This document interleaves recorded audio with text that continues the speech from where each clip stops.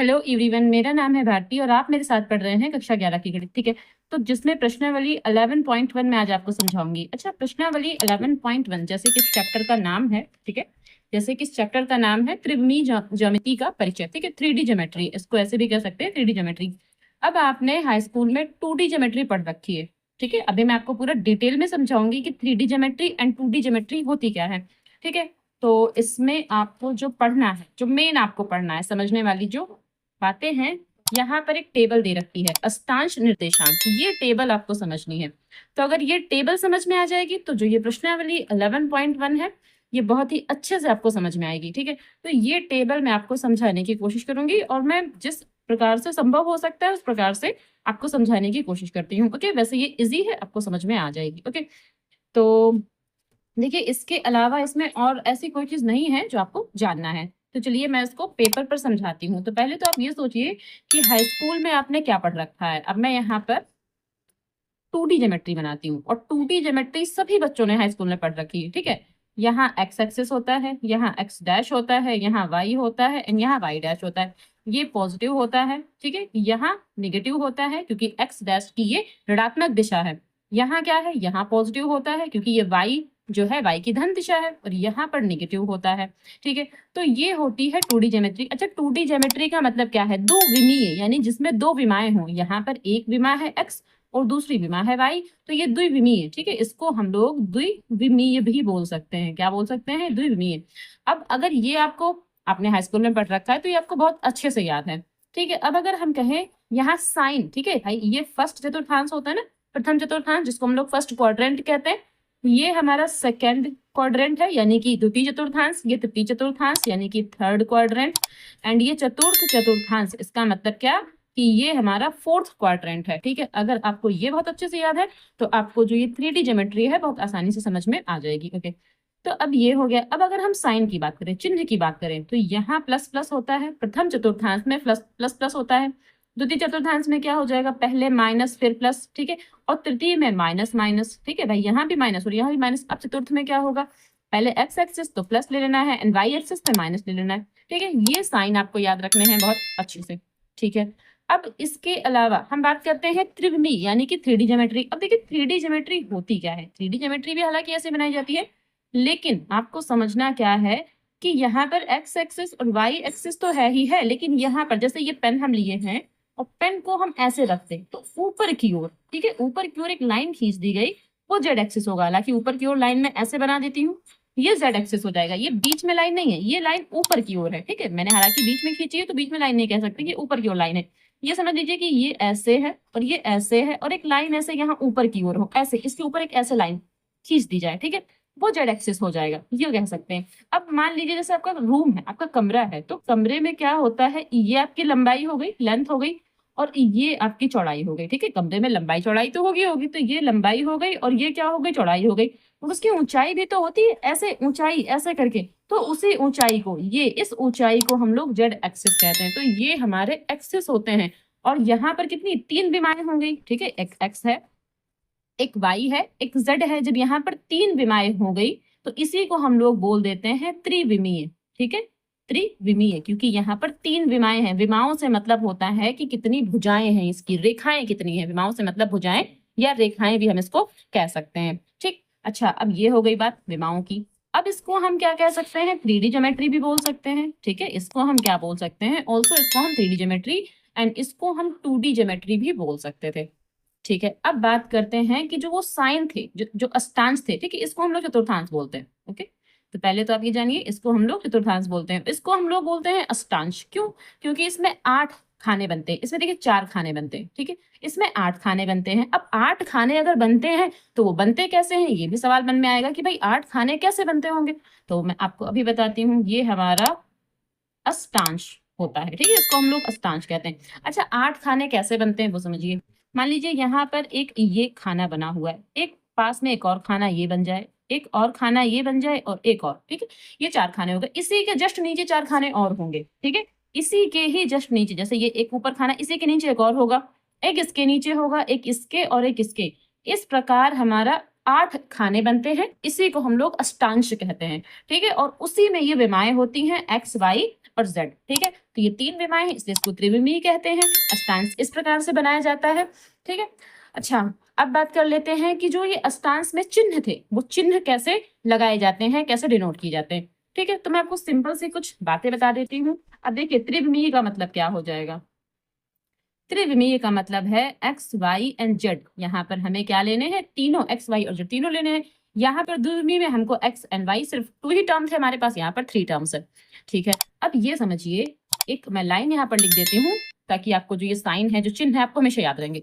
यदि जो z है, अगर z हमारा प्लस है, ठीक है, जो z हमारा प्लस है, उस कंडीशन में क्या होगा, ठीक है। z अगर प्लस में है, ये लिख सकते हैं कि z अगर प्लस में है तो जो चतुर्थांश होगा हमारा, ठीक है, समझिएगा बहुत अच्छे से, तो जो ये चतुर्थांश होगा हमारा, वो फर्स्ट, सेकंड, थर्ड या फोर्थ में ही रहेगा, ठीक है। जो चतुर्थांश है हमारा फर्स्ट, सेकंड, थर्ड या फिर फोर्थ में ही रहेगा। कब? जब z हमारा प्लस में होगा। और z प्लस में कब होगा? जो ये ऊपर के खानों में बनेगा, ठीक है। जब ये ऊपर के खानों में बनेगा तब z प्लस में होगा। इसका मतलब ये ऊपर के 4 खाने हैं। अब जो नीचे के 4 खाने, ठीक है, ऊपर के 4 खानों को हम first, second, third and fourth, ठीक है, ये 4 हमारे क्या हो गए, अष्टांश। नीचे भी तो हमारे 4 अष्टांश है। तो अगर हम कहें कि जो z है, ठीक है, यदि z हमारा माइनस में होगा, ठीक है, यदि z हमारा माइनस में होगा, उस कंडीशन में क्या होगा। अच्छा, चतुर्थांश की जगह यहाँ हमें अष्टांश लिखना है, ओके। तो अष्टांश हमारा फर्स्ट, सेकेंड या थर्ड, फोर्थ होगा अगर z प्लस है। अब अगर z हमारा माइनस है, उस कंडीशन में जो अष्टांश होगा हमारा, वो कहाँ बनेगा, ठीक है, वो अष्टांश हमारा कहाँ पर हमें मिलेगा। तो 1 मिनट, यहाँ 5 लिखना है, 5, 6 एंड, अच्छा 6 मुझे ऐसे लिखना है, ओके, 6 एंड 7 एंड 8, ओके। तो यहाँ मैं ठीक से और बना देती हूँ। ये हमारा 7 है, ये हमारा 6 है, यहाँ कुछ नहीं है, ओके। तो 5, 6, 7 या फिर 8 में वो हमारा जाएगा, ठीक है। जो भी हमारा ये, जो भी हमारे चिन्ह हमें लेने होंगे, वो हमें कहाँ देखने होंगे। अगर z माइनस में होगा तो 5, 6, 7 या फिर 8 में हमें देखना होगा। अब एक सिंपल सी बात मैं और आपको बताती हूँ, ठीक है, सिंपल सी बात। मैं यहाँ पर 2 चित्र एक साथ बनाए देती हूँ, ठीक है। तो अब मैं ये मान लेती हूँ कि ये हमारा फर्स्ट अष्टांश होगा, ये हमारा सेकंड अष्टांश होगा और ये हमारा थर्ड अष्टांश होगा एंड ये हमारा फोर्थ अष्टांश होगा, ठीक है। ये x है, ये y है एंड यहाँ कहीं ऐसे ऊपर की ओर, ठीक है, ऐसे ऊपर की ओर z होगा। तो z मैं यहाँ पर डिनोट नहीं कर पा रही हूँ, या फिर मैं छोटा छोटा यहाँ पर z भी ऐसे डिनोट कर सकती हूँ, ठीक है। एंड ये हमारा first, second, third and fourth. अब यहाँ से आ जाते हैं, ये हमारा फिफ्थ होगा, अगेन ये हमारा 6 हो जाएगा, 1 मिनट में यहाँ लिख देती हूँ, 6 हो जाएगा, ये हमारा 7 अष्टांश हो जाएगा और ये हमारा 8 अष्टांश हो जाएगा, ठीक है। ये हमारे सारे हो गए अष्टांश, जो हमने त्रिविमीय ज्यामिति के लिए अष्टांश बनाए थे, ये हमारे सारे हो गए, ठीक है। ये x रहेगा, ये y रहेगा एंड यहाँ पर भी अगर हमें z बनाना है तो कुछ ऐसे करके ऊपर की ओर ऐसे z हम बना सकते हैं, ठीक है। तो अब हमें चिन्ह कैसे लिखने हैं, बात आती है चिन्ह पे। देखिए, फर्स्ट वाले में क्या था, हमारे पास प्लस प्लस था। मैं आपको और थोड़ा नीचे करके दिखा देती हूँ। फर्स्ट वाले में क्या था, प्लस प्लस था, तो यहाँ हमारा प्लस और प्लस रहेगा, ठीक है। सेकेंड वाले में हमारा क्या रहेगा, माइनस प्लस, ठीक है, जो यहाँ चल रहा था माइनस प्लस था। यहाँ हमारा क्या है, माइनस माइनस, और यहाँ क्या था, प्लस माइनस। यहाँ पर भी ठीक ऐसे ही हमारा रहेगा, ठीक है, यहाँ पर भी ठीक ऐसे ही हमारा रहेगा, क्या, प्लस प्लस रहेगा, फिर यहाँ माइनस प्लस रहेगा और यहाँ माइनस माइनस रहेगा, यहाँ प्लस माइनस रहेगा। ये हमें सेम बनाना है, जैसे हमने चतुर्थांश में बनाया था वैसे ही अष्टांश में बनाना है। लेकिन अब इसमें z भी तो शामिल करना है, तो z शामिल कैसे करेंगे, ठीक है। z यहाँ पर है, अगर z प्लस में है तो फर्स्ट, सेकंड, थर्ड, फोर्थ में, तो यहाँ प्लस कर दो, यहाँ प्लस कर दो और यहाँ प्लस कर दो, और z हमेशा लास्ट में लिखा जाएगा। ये x एक्सिस, ये y एक्सिस और ये z एक्सिस, ठीक है, ऐसे नंबर से चलता है, x, y और z। यहाँ पर भी x, y और z हमेशा प्लस ही रहेगा, ठीक है। जब भी ये चारों खाने लेंगे तो z प्लस रहेगा, यानी कि first, second, third and fourth अष्टांश में z हमारा पॉजिटिव रहेगा। तो ये हमारा साइन बनकर आ रहा है, पहले कॉलम में प्लस प्लस प्लस, दूसरे में माइनस प्लस प्लस, तीसरे में माइनस माइनस प्लस, फिर प्लस माइनस प्लस, ठीक। तो ये तो हमारा हो गया अष्टांश, क्या, first, second, third and fourth अष्टांश। अब बात करते हैं 5, 6, 7 एंड 8 अष्टांश की। तो इसमें हम जानते हैं कि 5, 6 एंड 7, 8 में जो अष्टांश हमारा होगा उसमें जो z होगा वो नेगेटिव हो जाएगा। तो बस यहाँ नेगेटिव कर लो, ठीक है, एंड यहाँ नेगेटिव कर लो, एंड यहाँ नेगेटिव कर लो, एंड यहाँ नेगेटिव कर लो। तो बस ये हमारा हो गया। जो हमारे अष्टांश हमें लिखने थे, जो 5 में अष्टांश था वो प्लस प्लस माइनस, एंड यहाँ क्या है, माइनस प्लस माइनस, एंड यहाँ क्या है, माइनस माइनस माइनस, एंड यहाँ क्या है, प्लस माइनस, ठीक है, एंड माइनस। अच्छा, एक टिप्पणी और लिखी है बुक में, मैं आपको दिखा देती हूँ। बुक में एक टिप्पणी लिखी है, ये देखिए, ठीक है। यहाँ एक टिप्पणी दे रखी है, क्या है, बिंदु ओ के निर्देशांक 0 0 0 है, ठीक है। बिंदु ओ के निर्देशांक क्या है, 0 0 0 है, ठीक। अच्छा, बिंदु ओ यहाँ पर, ये देखिए, बिंदु ओ हमेशा यहीं पर रहेगा। जब भी हम अपना अष्टांश बनाएंगे तो यहाँ पर 0 0 0 ही रहेगा, क्योंकि एक्स एक्सिस के लिए भी 0 एंड वाई एक्सिस के लिए 0 एंड जेड एक्सिस के लिए 0, तो तीनों पॉइंट यहाँ पर 0 0, ठीक है।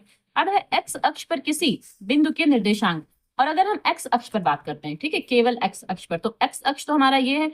तो अगर कोई बिंदु एक्स अक्ष पर है, इसका मतलब क्या है, वो सिर्फ एक्स अक्ष पर ही तो है, वाई और जेड पर तो उसकी बात ही नहीं की गई। तो एक्स अक्ष पर किसी बिंदु के निर्देशांक x, 0, 0 होंगे, क्योंकि वाई और जेड पर तो उसकी बात ही नहीं की गई ना। इसलिए यहाँ पर लिखा हुआ था कि किसी बिंदु के निर्देशांक x 0 0 होंगे, कब, एक्स अक्ष पर, ठीक है।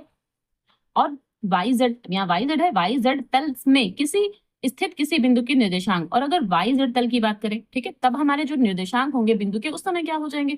अब देखिए, वाई जेड, तो ये वाई है और ये वाला जेड है, तो वाई जेड पर कोई बिंदु रहा होगा, ठीक है, वाई जेड पर कोई बिंदु रहा होगा, यानी वो एक्स को टच नहीं कर रहा है, तो एक्स 0 हो जाएगा एंड वाई जेड ऐसे ही लिखा रहेगा, ठीक है। बस इतनी सी बात थी जो आपको समझनी थी। अब जो एक्सरसाइज 11.1 है, बहुत ही इजी है। अगर आपको ये चीज समझ में आई है, जो ये मैंने अष्टांश आपको समझाए हैं, अगर ये चीज समझ में आई है, तो 11.1 बहुत ही इजी होने वाला है आपके लिए, फटाक से हो जाएगा, ठीक है। अब यहाँ समझिए क्या है, एक बिंदु एक्स अक्ष पर स्थित है, ठीक है, कोई बिंदु है जो कि एक्स अक्ष पर स्थित है, इसके वाई निर्देशांक तथा जेड निर्देशांक क्या है। अब समझिए, जब बिंदु हमारा एक्स अक्ष पर स्थित है तो वाई निर्देशांक 0 और जेड निर्देशांक भी 0। ऐसा क्यों, मैंने आपको अभी समझाया कि जो हमें टिप्पणी थी, टिप्पणी में क्या कहा गया था कि कोई बिंदु एक्स एक्सिस पर है, तो वाई और जेड पर तो हमने 0 लेना था ना, सेम यहाँ पर भी यही। तो इसका आंसर क्या हो जाएगा, वाई के जो निर्देशांक है वो 0 और जेड के निर्देशांक भी 0। क्यों, क्योंकि एक्स अक्ष पर जो बिंदु है वो, एक्स अक्ष पर जो बिंदु है वो सिर्फ एक्स अक्ष पर ही है, वो और कहीं नहीं है, ऐसा कह सकते हैं, ठीक है। अब बात करते हैं नंबर 2 की। यहाँ क्या है, एक बिंदु एक्स जेड तल में है, ठीक है, एक्स और जेड तल में है, इसके वाई निर्देशांक के बारे में आप क्या कह सकते हैं, ठीक है। अगर कोई बिंदु मान लेते हैं, ठीक है, कोई बिंदु मान लेते हैं एक्स और जेड तल में है, तो अगर हम वाई बिंदु की बात करते हैं, ठीक है, तो वाई बिंदु हमारा क्या हो जाएगा, 0 हो जाएगा। सीधी सी बात है भाई, एक्स और जेड में है, वाई पर तो उसकी बात ही नहीं की गई। जब वाई पर कोई बात ही नहीं की गई तो वो 0 हो जाएगा। तो बस यहाँ पर हमें क्या लिखना है कि जो वाई के निर्देशांक रहेंगे, ठीक है, वाई के निर्देशांक वो क्या हो जाएगा, 0। इसका मतलब अगर इसके हमें पॉइंट्स लिखने हो तो x, 0 एंड z, क्योंकि x और z तो तल है, लेकिन y के, यहाँ y के लिए क्या 0 लेना है, इसलिए यहाँ पर 0 लिख देंगे, ठीक है। अब अगेन क्वेश्चन नंबर 3 ले लेते हैं, और 3 क्वेश्चन नंबर ही थोड़ा बहुत इसमें करने लायक है, बाकी सारे क्वेश्चन तो सिंपल ही है।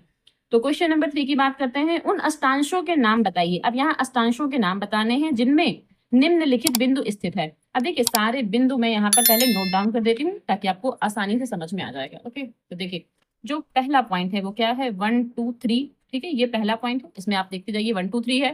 फिर यहाँ 4 -2 एंड 3 है, यहाँ 4 -2 -5 है, ठीक है, इसी प्रकार बिंदु है, तो मैं यहाँ बिंदु नोट कर देती हूँ। फिर 4 है, -2 है एंड 3 है। अच्छा, ये पॉजिटिव है, ओके, ये प्लस का था। एंड यहाँ फिर 4 है, -2 है एंड -5 है, ऐसा कुछ, ठीक है। एंड अगेन है 4 2 एंड -5, ठीक है। एंड अगेन हमारे पास दे रखा है -4 2 एंड -5, ऐसा कुछ हमें दे रखा है। फिर है -4 2 एंड 5 दे रखा है, एंड -3 -1 एंड 6 दे रखा है, और एक लास्ट है हमारे पास -2 -4 एंड -7, ठीक है। हमें कुछ इतने दे रखे हैं, 1 2 3 4 5 6 7 8 8 हमें टर्म्स दे रखे हैं। इनके हमें अष्टांश बताने हैं कि किस अष्टांश में ये आएगा, ओके।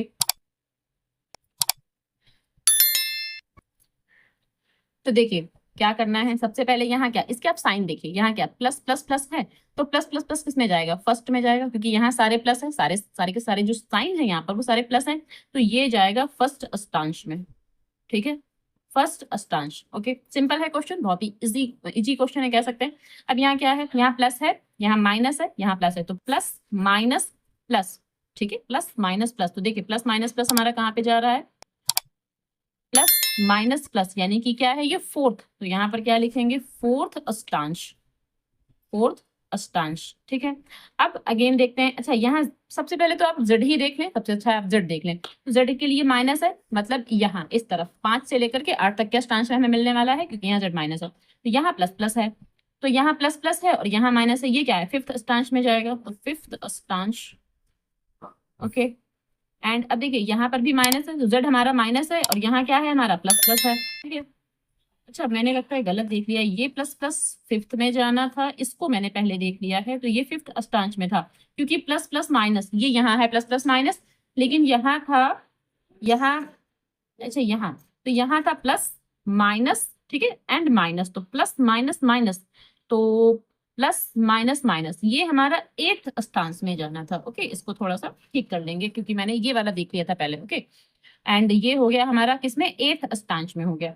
अब यहाँ क्या है, -4 2 एंड 5, इसका मतलब माइनस प्लस माइनस, अब z माइनस है मतलब इसी में जाएंगे, हम इसी में चेक करेंगे, तो है क्या यहाँ माइनस प्लस माइनस, तो देखिए माइनस प्लस माइनस, तो ये हमारा क्या है, सिक्स्थ, ठीक है, सिक्स्थ अष्टांश। और यहाँ अष्टांश लिखने हैं हमें, चतुर्थांश नहीं लिखने, क्योंकि इसमें 8 कॉलम होते हैं, जैसे कि मैंने आपको भी समझाया है।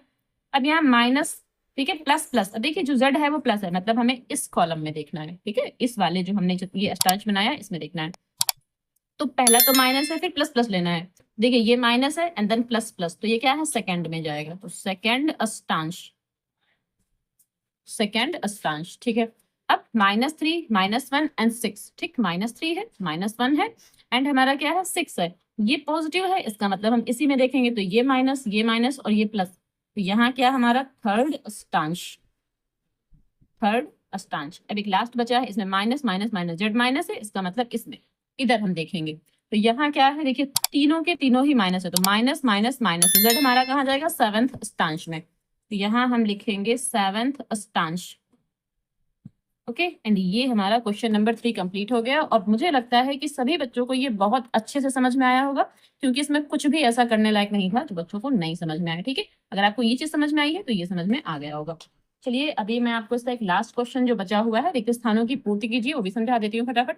यहाँ पर एक लास्ट क्वेश्चन है, क्वेश्चन नंबर 4, रिक्त स्थानों की पूर्ति कीजिए। तो इसमें फर्स्ट क्या है, एक्स अक्ष और वाई अक्ष दोनों एक साथ मिलकर एक तल बनाते हैं, ठीक है, उस तल को क्या कहेंगे। अब एक्स और वाई अक्ष अगर एक साथ मिलकर एक तल बनाते हैं तो उसको एक्स वाई तल ही कहेंगे, ठीक है, क्योंकि इसमें जेड का तो कोई नाम ही नहीं है, इसका मतलब जो ये तल है वो क्या कहलाएगा, एक्स वाई तल। तो यहाँ हमें क्या फिल करना है, एक्स वाई समतल, ओके, समतल या तल कुछ भी कह सकते हैं। ओके, अब यहाँ सेकंड क्या है, एक्स वाई तल में एक बिंदु के निर्देशांक रूप में होंगे। अब देखिए एक्स वाई तल हमको दे रखा है, तो जो अगर हमें निर्देशांक लिखने हैं, और निर्देशांक तो हमें सारे लिखने होते हैं, तो z के लिए 0 लिखेंगे, तो यहाँ पर हमें क्या फिल करना है, x, y, 0, ठीक है, क्योंकि हमें क्या दे रखा है, x y तल दे रखा है, और x y तल में जो निर्देशांक होते हैं, ठीक है, x y, एक मिनट, जो x y तल में निर्देशांक होते हैं वो क्या होगा, x, y, 0, तो यहाँ पर हमें क्या फिल करना है, यहाँ पर हमें क्या फिल करना है, x, y, 0, okay. And third है हमारे पास निर्देशांक तल, अंतरिक्ष को, अंतरिक्ष का मतलब होगा 3D ज्योमेट्री, ठीक है, अंतरिक्ष का मतलब है कि 3D ज्योमेट्री, ठीक है। तो निर्देशांक तल अंतरिक्ष को अष्टांश में विभाजित करेगा, तो सीधी सी बात है 8 अष्टांश में, ठीक है, 8 अष्टांश में विभाजित करता है भाई। 2D ज्योमेट्री को, यानी कि जो द्विमीय ज्योमेट्री होती है उसको कैसे, उसको 4 चतुर्थांश में विभाजित करता है, और जो ये 3D ज्योमेट्री है उसको 8 अष्टांश में विभाजित करेगा, जैसे कि मैंने आपको अभी समझाया है। ओके, तो ये हमारी जो प्रश्नावली 11.1 है बहुत ही सरल थी, इजी थी, जो कि कंप्लीट हो चुकी है। अब जो प्रश्नावली 11.2 है, ओके, उसमें क्या है, सिर्फ और सिर्फ एक फार्मूला है हमारे पास, क्या, दो बिंदुओं के बीच की दूरी, ठीक है, डिस्टेंस बिटवीन 2 पॉइंट्स। अब जैसे हम लोग ने हाई स्कूल में पढ़ रखा है ना, दो बिंदुओं के बीच की दूरी निकालना, तो इसी प्रकार इसमें 3-3 पॉइंट्स होंगे, और 3-3 पॉइंट्स के लिए बिंदुओं के बीच की दूरी प्राप्त करना है। तो जैसे हाई स्कूल में फार्मूला था ना, सेम वैसे ही फार्मूला है, बस अंतर क्या है, ये देखिए ये फार्मूला लिखा हुआ है, क्या है कि PQ equals to x2 - x1 का होल स्क्वायर प्लस, ठीक है, y2 - y1 का whole square plus z2 - z1 का होल स्क्वायर। और वहां जो फार्मूला हाई स्कूल में पढ़ रखा था हमने, वो क्या था, x2 - x1 का whole square plus y2 - y1 का होल स्क्वायर। क्यों, क्योंकि वहां पर हमने द्विमीय ज्योमेट्री पढ़ी थी, ठीक है, 2D ज्योमेट्री पढ़ी थी। तो यहाँ पर क्या है, त्रिविमीय, इसका मतलब इसमें क्या होंगे, x, y और z, यहाँ पर तीनों ही पॉइंट्स हमें लेने हैं, ठीक है। तो चलिए एक्सरसाइज जो हमारी 11.2 है वो मैं आपको नेक्स्ट वीडियो में समझा दूंगी, ठीक है।